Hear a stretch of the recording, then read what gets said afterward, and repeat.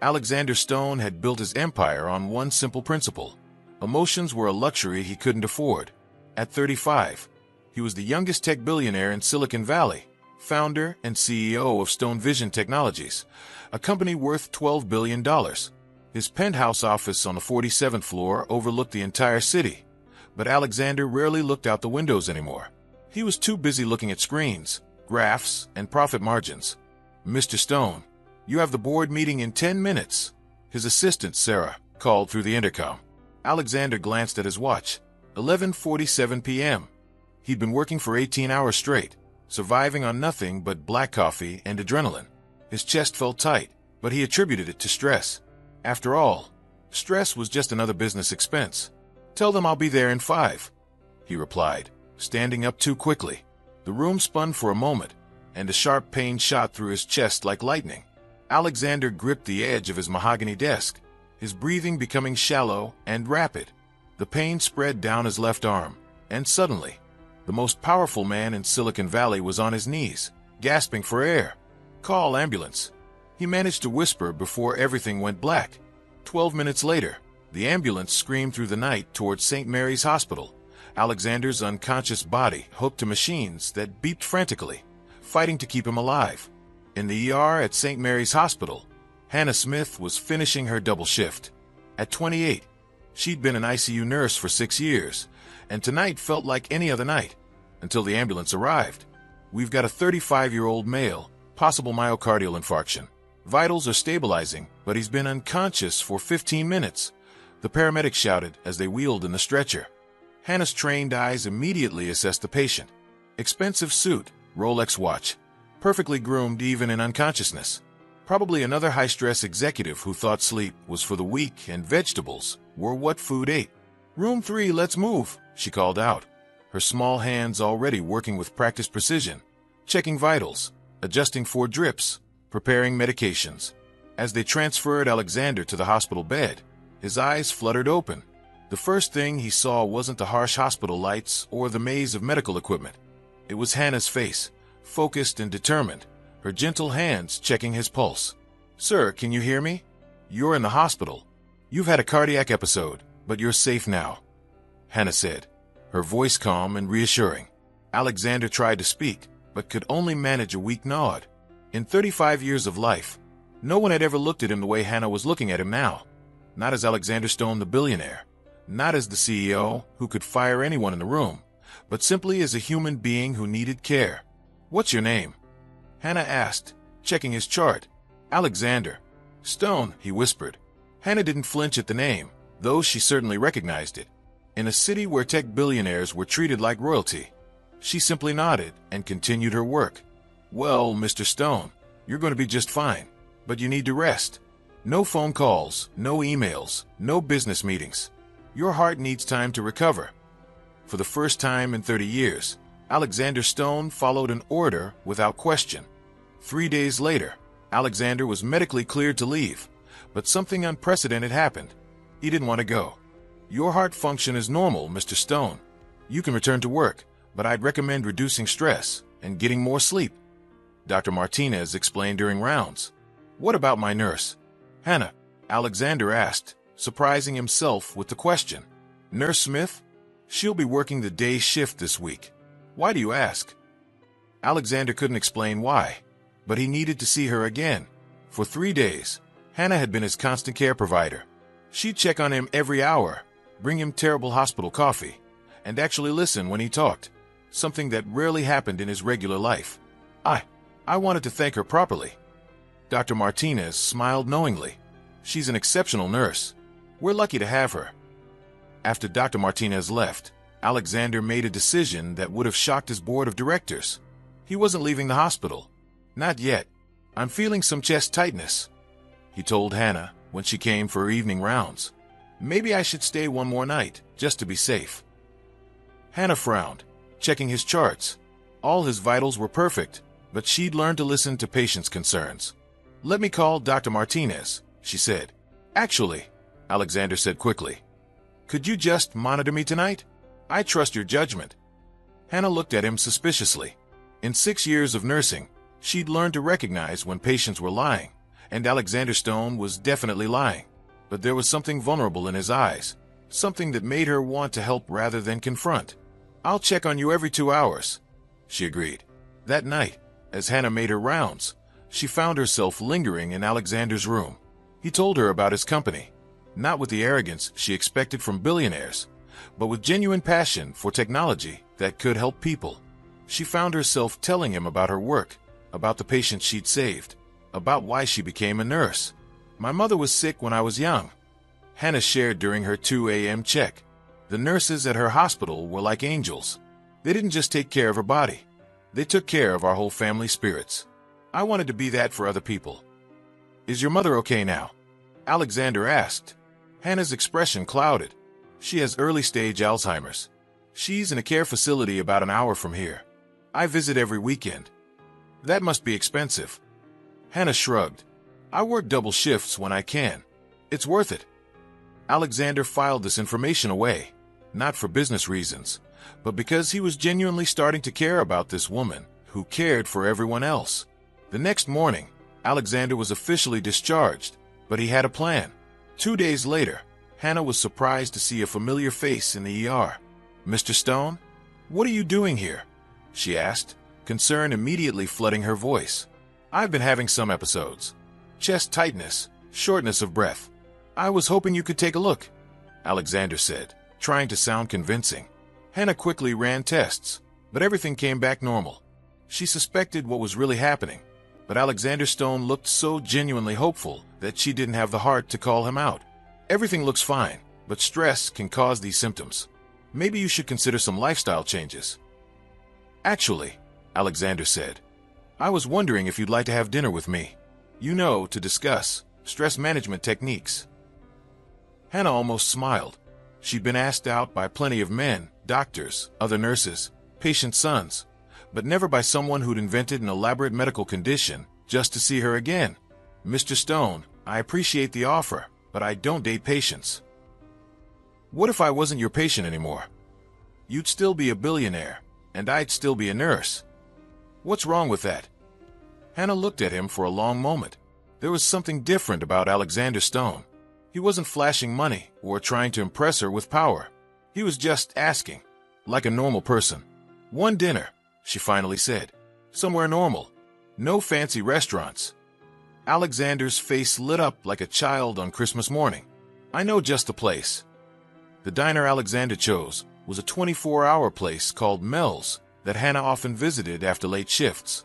She was shocked that he even knew it existed, let alone would agree to eat there. They have Michelin-starred restaurants fighting to get you a table, right?" Hannah asked as they slid into a vinyl booth. "I've eaten at those places. The food tastes like obligation," Alexander replied, genuinely studying the laminated menu. "What's good here?" Hannah watched in amazement as Alexander Stone, worth $12 billion, ordered a burger and fries like it was the most natural thing in the world. When their food arrived, he ate with genuine appreciation, not the mechanical consumption she'd expected. "Can I ask you something?" Hannah said halfway through dinner. "Anything. Why haven't you ever been in a serious relationship? The media always portrays you as this eternal bachelor, but it seems like more than that." Alexander set down his burger, considering the question seriously. "Honestly, I never saw the point. Business relationships are transactional. I give something, I get something in return. Personal relationships seemed messy, unpredictable. I couldn't see how they'd fit into my life. And now," Alexander looked directly at her, "now I'm sitting in a diner at 11 p.m. with a woman who saves lives for a living, and I can't remember the last time I felt this peaceful." Hannah felt her heart skip, but she tried to stay practical. "Alexander, you don't really know me. This feeling you have, it might just be gratitude. I was there when you were vulnerable. You want to know what I'm grateful for?" Alexander leaned forward. "I'm grateful that I had a heart attack." "That's a terrible thing to say." "It's the truth. If I hadn't ended up in that hospital bed, I never would have met you. I would have kept living my half-life, thinking I was successful because I had money and power, never realizing I was actually dying inside." Hannah stared at him, speechless. "I know this is crazy," Alexander continued. "I know we're from different worlds. But Hannah, when I'm with you, I feel like I'm finally awake after 30 years of sleepwalking." Over the next few weeks, Alexander began what he called his Hannah education. He learned her schedule and would show up at the hospital with coffee during her breaks. He learned about her work and actually listened when she talked about her patients. He met her friends, other nurses who were initially suspicious of his motives, but gradually warmed to his genuine interest in their lives. Most importantly, he learned about her mother. Margaret Smith had been a high school English teacher before Alzheimer's began stealing her memories. Hannah visited every Sunday, reading to her mother, showing her photo albums, hoping to spark some recognition. Alexander asked if he could come along one Sunday, and Hannah reluctantly agreed. "Mom, this is my friend Alexander," Hannah said gently to the woman, sitting by the window of the care facility. Margaret looked at Alexander with the polite confusion of someone who couldn't quite place a familiar face. "Are you one of Hannah's students? She's going to be a wonderful teacher, just like me." Alexander glanced at Hannah, who looked pained. Her mother often forgot that Hannah had become a nurse instead of following in her footsteps.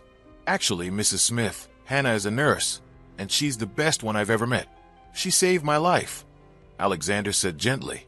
For a moment, Margaret's eyes cleared. "My Hannah saves people." "Every day," Alexander confirmed. Margaret smiled and patted Hannah's hand. "I'm so proud of you, sweetheart." Hannah fought back tears as her mother drifted back into confusion, but Alexander had given her a gift, a moment of maternal pride that she'd thought was lost forever. As they left the facility, Hannah finally admitted what she'd been fighting. She was falling in love with Alexander Stone, and it terrified her. "Thank you for what you did in there," she said as they walked to his car. "I just told the truth." "Alexander, I need you to understand something. I can't be the kind of woman who gets whisked away to a life of luxury. I have responsibilities. My mother, my job, my life, it's all here." Alexander stopped walking and turned to face her. "Hannah, I'm not trying to change your life. I'm trying to figure out how to fit into it." That night, for the first time in 30 years, Alexander Stone fell asleep thinking about someone other than himself. And for the first time in 6 years, Hannah Smith went to bed believing that maybe, just maybe, love was possible for someone like her. 3 months into their relationship, Hannah's world collapsed on a Tuesday morning. "Miss Smith, this is Dr. Williams from Sunset Care Facility. I'm afraid your mother had a fall last night. She's stable, but we need to discuss her care moving forward." Hannah's hand shook as she hung up the phone. At the hospital, Dr. Williams explained that Margaret's Alzheimer's had progressed to the point where she needed specialized memory care, the kind that cost $8,000 per month, compared to the $3,500 Hannah was already struggling to afford. Without the specialized care, she'll likely have more falls, more confusion, more aggressive episodes, Dr. Williams explained gently. "I know the cost is significant, but..." Hannah stopped listening. Even working double shifts, overtime, and picking up extra shifts whenever possible, she barely managed her mother's current care costs. An additional $4,500 per month was impossible. That evening, she sat in her small apartment, staring at care facility brochures and calculating numbers that didn't add up no matter how many times she tried. She'd been avoiding Alexander's calls all day because she knew what would happen if she told him about the situation. Alexander, meanwhile, was going crazy. Hannah hadn't returned his calls, hadn't shown up for their usual coffee during her break, and when he'd asked other nurses about her, they'd said she'd called in sick, something Hannah never did. He finally cornered Dr. Martinez in the hallway. "Is Hannah okay? She's not answering my calls." Dr. Martinez sighed. "Alexander, I probably shouldn't tell you this, but Hannah's been dealing with some family issues. Her mother's condition has worsened." "What kind of issues?" "The kind that money solves, but pride prevents accepting help for." Alexander understood immediately. That night, he showed up at Hannah's apartment. "You can't just disappear on me," he said when she finally opened the door. Hannah looked exhausted, her eyes red from crying. "Alexander, I can't do this right now. Tell me what's wrong." "My mother needs specialized care that costs $8,000 a month. I can't afford it, and I can't ask you to help, and I can't watch her deteriorate because I'm too proud to accept charity." Alexander stepped closer. "It's not charity if it comes from someone who loves you. That makes it worse. Don't you see? If I let you pay for my mother's care, I'll always wonder if this relationship is real or if I'm just grateful. Every time we fight, I'll wonder if I'm staying because I love you or because I need you. So what are you saying? Hannah's voice broke. I'm saying that loving you might be the most selfish thing I've ever done, and I can't live with that. Alexander felt like he was having another heart attack, but this time the pain was emotional. Hannah, you're not being selfish. You're being human. I need some time to figure this out, Hannah said, closing the door between them. Alexander stood in the hallway for 10 minutes, his mind racing. For 30 years, every problem in his life had been solved with money, power, or strategic thinking. But this, losing the woman he loved because he loved her too much to let her sacrifice her mother. This was a problem he couldn't solve in any conventional way. But Alexander Stone hadn't become a billionaire by accepting conventional limitations. The next morning, he made a phone call to the administrator of Sunset Care Facility. I want to establish an anonymous fund for memory care patients whose families can't afford specialized treatment, he said. That's very generous, Mr. Stone. How much are you thinking? $2 million to start. And I want the first recipient to be Margaret Smith, but her daughter must never know the source of the funding. I'm not sure we can guarantee anonymity. Then I'll find a facility that can. Within 48 hours, Hannah received a call that would change everything, though she wouldn't know how much until much later. Miss Smith, we have wonderful news. Your mother has been selected for our new Memory Care Assistance Program. It's a grant-funded initiative for families who meet certain criteria. Your mother's care will be fully covered. Hannah was suspicious. What criteria? I never applied for any program. The program is funded by an anonymous donor who specifically requested that families shouldn't have to apply. That would defeat the purpose of helping people maintain their dignity while caring for loved ones. Hannah wanted to argue, to investigate, to find the catch, but watching her mother receive the specialized care she needed was more important than her pride.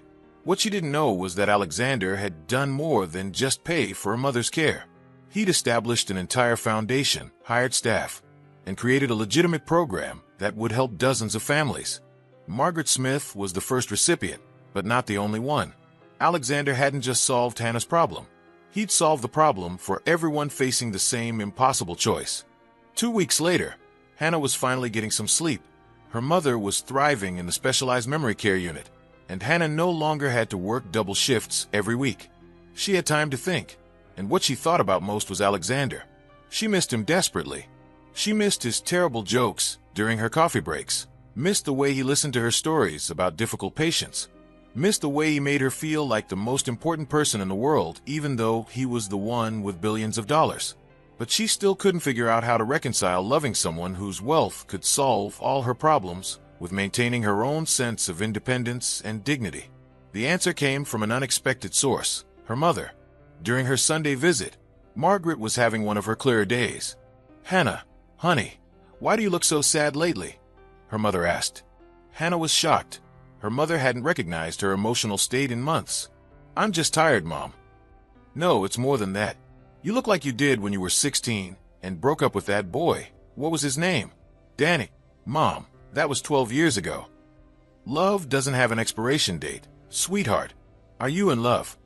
Hannah found herself telling her mother everything about Alexander, about their connection, about her fears of being seen as a gold digger or losing her independence.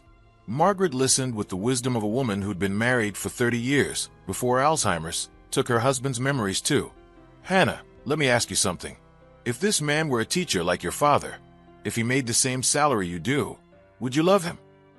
"Yes, absolutely." "And if you were rich and he was poor, would you still love him?" "Of course." "Then money isn't the real issue here, is it? The issue is whether you trust each other enough to love without keeping score." Margaret's words hit Hannah like lightning. She'd been so focused on the financial inequality that she'd missed the emotional equality. Alexander had never once made her feel less important because she had less money. If anything, he'd made her feel more important because she had something he'd never had, the ability to save lives and the compassion to care for others. That night, Hannah made a decision. She was going to find Alexander and apologize for letting her fears overshadow their love. But when she arrived at his office building the next morning, the security guard had unexpected news.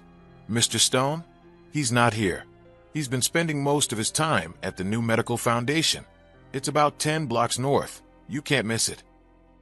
Hannah walked 10 blocks in confusion. What medical foundation? The building was modest but elegant, with a simple sign. The Margaret Foundation, advancing memory care and family support. Hannah's heart stopped. Margaret, her mother's name. Inside, she found Alexander in jeans and a t-shirt, clothes she'd never seen him wear, working alongside construction crews to set up patient consultation rooms. Alexander. He turned around, and his face went through a series of emotions: surprise, hope, caution, and finally love. Hannah, what are you doing here? I came to apologize, but now I'm confused. What is this place? Alexander set down the clipboard he'd been holding. It's a foundation that helps families afford memory care, but it's also counseling services, support groups, respite care for family caregivers. Everything I learned families need after spending time at your mother's facility. The anonymous donor was never supposed to be anonymous to you. I was going to tell you about all of this, but then you said you needed space, and I thought maybe if I proved that this wasn't about just helping you, if I proved that I was committed to helping everyone facing what you were facing, then maybe you'd understand that this isn't charity. It's purpose. Hannah looked around the foundation, at the comfortable chairs being arranged for support groups, at the consultation rooms being prepared for families in crisis, at the resource library being stocked with information about memory care. You did all this because of my mother. I did all this because of you. Because you taught me that having money isn't the same as having purpose. Because you showed me that the most important work in the world is taking care of people who can't take care of themselves. Hannah felt tears streaming down her face. Alexander, I'm so sorry. I was so afraid of losing myself in your world that I almost lost the best thing that ever happened to me. You never could have lost yourself, Hannah. You're too strong for that. You would have just made my world better, the same way you make everything better. Alexander stepped closer. I have a confession to make. What? I was never actually single for 30 years, because I was too busy for love. I was single because I was waiting for you. I just didn't know it until I saw you in that emergency room, saving my life, without even knowing who I was. Alexander, I love you, Hannah Smith. I love your compassion, your strength, your terrible taste in late-night diners, and the way you make me want to be better than I ever thought I could be. I love that you chose to save lives for a living. I love that you work double shifts for your mother without complaining. I love that you see me as just Alexander, not Alexander Stone the billionaire. Hannah was crying too hard to speak, so Alexander continued. I know you're afraid of losing your independence, but what if instead of you joining my world or me joining your world, we created a new world together? A world where we both get to do work that matters, where we both get to take care of the people we love, where we both get to wake up every morning knowing we're making a difference. Alexander dropped to one knee right there in the unfinished foundation lobby, pulling out a ring that wasn't the biggest diamond in the world, but was the most thoughtful, a simple band with Hannah's birthstone, surrounded by smaller stones representing each of the patients she'd told him about over their months together. Hannah Smith, will you marry me? Will you help me run this foundation? Will you teach me how to save lives instead of just making money? Will you show me what it means to build a life instead of just building a fortune? Hannah looked around the foundation one more time. This place that existed because Alexander had fallen in love with her compassion and wanted to multiply it across the world. Yes, she whispered, then louder. Yes to all of it. 1 year later, Hannah and Alexander were married in the garden of the Margaret Foundation, surrounded by families they'd helped, medical staff who'd become friends, and patients who'd become success stories. Hannah kept working as a nurse 3 days a week, spending the other 4 managing the foundation's medical programs. Alexander discovered that giving money away strategically was far more satisfying than making it, and together they expanded the foundation to include programs for family caregivers, medical research grants, and advocacy for healthcare policy changes. Margaret Smith, now receiving the best memory care available, had a remarkably clear day for the wedding. During the reception, she pulled Alexander aside. You know, I taught English for 30 years, and I always told my students that the best love stories aren't about perfect people finding each other. They're about real people making each other better. Alexander looked across the garden at his wife, who was currently teaching a group of children how to check their dolls' vital signs with toy stethoscopes.